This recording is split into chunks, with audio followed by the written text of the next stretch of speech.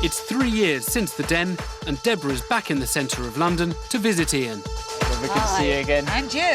When Ian came into the Den, he had an automated DJ dance music system that we were going to sell through a music download site. He didn't have any licences to actually sell that music, so you have to negotiate with EMI or Sony, whoever it is, to actually play their music. So that's what they did. 2 years ago, Ian, Theo and Deborah met the major labels to seal licensing agreements.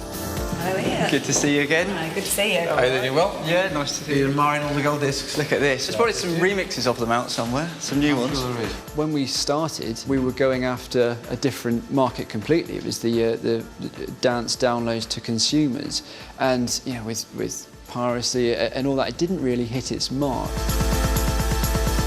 With many consumers choosing to access music illegally, Ian's pay-per-download site suffered. So we needed to find a different angle, a niche, because we still knew we had something. With the added pressure of £150,000 of Dragon investment, Ian knew he had to find a new outlet for his technology. So he stepped out of the dance music scene and into a whole new professional market. There was a lot of emails from aerobics instructors saying, look, this would be fantastic. If you just make a few tweaks to it, then we could use this to create music for our classes. Made a few tweaks, and then the next thing was we introduced this to a company over in the States, the largest fitness music provider.